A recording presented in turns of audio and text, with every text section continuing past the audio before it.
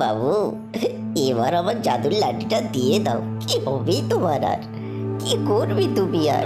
আমাকে কিছুদিন সময় দিতে হবে, তবেই আমি টাকা দিতে পারবো।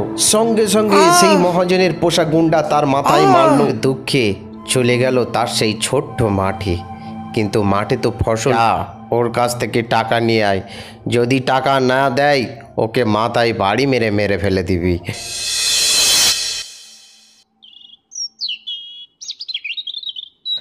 মহেশপুর গ্রামের এক দরিদ্র পরিবারে রামু নামে একটি ছেলে থাকতো।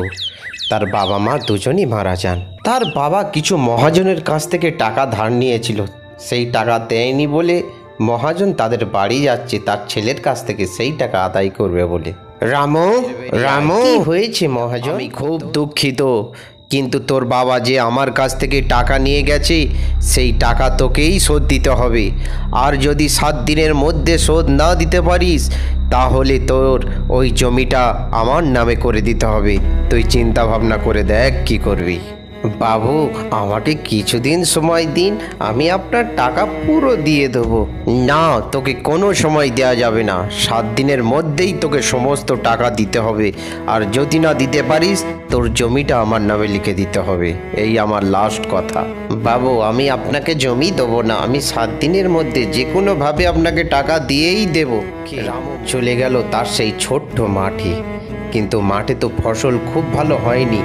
মহাজনকে টাকা দেবে কিভাবে, এই ভাবতে ভাবতে সে আবার সেই পথ দিয়ে বাড়ি চলে এলো। হঠাৎ একদিন, এই রমেশ শোন, রামুর কাছে যা, ওর কাছ থেকে টাকা নিয়ে আয়। যদি টাকা না দেয় ওকে মাথায় বাড়ি মেরে মেরে ফেলে দিবি, কেমন? হঠাৎ রামু সেই পথ থেকে যাচ্ছিল আর দেখা মহাজনের লোকের সঙ্গে। এই বাবু পাঠিয়েছে টাকা দেওয়ার জন্য, তোরা টাকা দেওয়ার লাস্টের, তুই টাকা দিবি কি না বল? আমি এত তাড়াতাড়ি টাকা দিতে পারবো না, তোমার যা খুশি করে নাও, আমাকে কিছুদিন সময় দিতে হবে তবেই আমি টাকা দিতে পারবো। সঙ্গে সঙ্গে সেই মহাজনের পোষা গুন্ডা তার মাথায় মারলো আর সে সঙ্গে সঙ্গে মাটিতে পড়ে লুটিয়ে পড়লো। আর মহাজনের লোক সেখান থেকে পালিয়ে গেল। হঠাৎ ওই পথে লুল্লু নামে একটি ভূতের দেখা। আরে, একটি ম্যান মনে হয় বসে শুয়ে আছে এখানে। আরে, কারণটা কি বাপু? হঠাৎ এখানে শুয়ে পড়ে আছো কেন তুমি? কি হয়েছে তোমার? আমাকে একটু খুলে বলতে পারো? আরে তুমি কে? তুমি কে বাবু, তুমি কে? রামুর মুখে লুল্লু সমস্ত কথা শুনলো। শুনেই তারপরে লুল্লু, আরে, আমি ভয় দেখাই কম আর হাসাই বেশি, লোকে আমাকে লুল্লু নামে চেনে। আমার না মানুষ হওয়ার খুব শখ গো। কিছু ভালো কাজ করে যদি হতে পারি মানুষ। তোমাকে এই যে লাঠিটা দিলাম, এই লাঠিটা নিয়ে যাও। এটা কোনো সাধারণ লাঠি নয়, এটা জাদুর লাঠি, লুল্লুর জাদুর লাঠি। আর এই লাঠি নিয়ে যাও জঙ্গলের একটা ভালো জায়গা দেখে সেখানেই বসবাস করো আর চাষবাস করে আবার নতুন করে সংসার পাতো। আমার আর মানুষ হবে না। লুল্লু ভূত, তোমাকে অনেক ধন্যবাদ, অনেক ধন্যবাদ। তুমি যে আমার এত বড় উপকার করেছো, এর ঋণ আমি কোনো দিনও শোধ করতে পারবো না। এটা কোনো ব্যাপারই না, সবই উপরওয়ালাকে খুশি করার জন্য গো, শুধু উপরওয়ালা। তারপরেই রামু একটা সুন্দর জায়গা বাঁচলো আর সেই জাদুর লাঠি দিয়ে একটি সুন্দর ঘর তৈরি করে ফেললো। তারপরে একটি লাঠি দিয়ে সুন্দর একটি কোদাল সেই জাদুর লাঠি দিয়ে নিয়ে চলে এলো।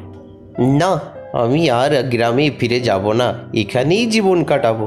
এই বলেই সে সেই মাঠে কোপানো শুরু করে দিল। আর কোপাতে কোপাতে সমস্ত মাঠ সে কুপিয়ে ফেললো। কিন্তু তার চিন্তা হয়ে গেল সে চারা পাবে কোথায় আর বীজ পাবে কোথায়। হঠাৎ লুল্লু ভূত চলে এলো। আরে বাবু, অত চিন্তা করতে হবে না, সমস্ত ব্যাপার আমি সব ঠিক করে দেবো। এই নাও, এই শস্যটা নাও, আর তুমি শুধু লাগাও, বাকিটা আমি বুঝে নেব। রামু দিন রাত করে সেই বীজগুলোকে সুন্দর করে পুঁতে বাড়ির ভিতরে ঢুকে গেল। তারপরেই সে অবাক হয়ে গেল।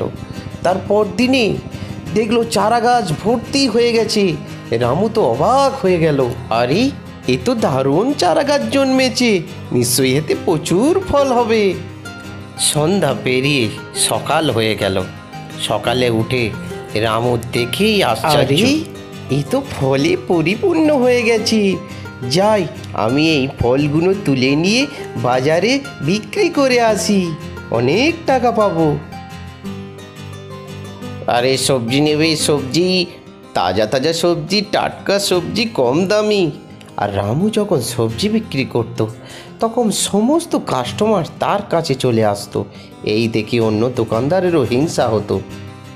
হঠাৎ একদিন লুল্লু এসে হাজির, এসে বলল, বাবু এবার আমার জাদুর লাঠিটা দিয়ে দাও। কি হবে তোমার আর? কি করবি তুমি আর? লুল্লু, এই জাদুর লাঠিটা আমার কাছে থাক, এটা আমি তোমার স্মৃতি হিসাবে আমার কাছে রেখে দেব, আমি এটা দিতে পারবো না। আরে কোনো ব্যাপার না, কোনো ব্যাপার না, দিস ইজ মাই প্রেস্টিজ। আমি তোমার থেকে ওটা আর নিতে পারছি না, আমি ফিরে যাচ্ছি। ওকে, তোমার কাছে স্মৃতি হিসাবেই রেখে দাও। তারপর থেকে রামু সুখে শান্তিতে সেখানে বসবাস করতে লাগলো। ছোট্ট বন্ধুরা, আমাদের চ্যানেলে যদি তুমি নতুন হয়ে থাকো তাহলে আমাদের চ্যানেলটিতে সাবস্ক্রাইব করে দাও। আর তুমি কোথা থেকে দেখছো কমেন্টে তোমার নাম লিখে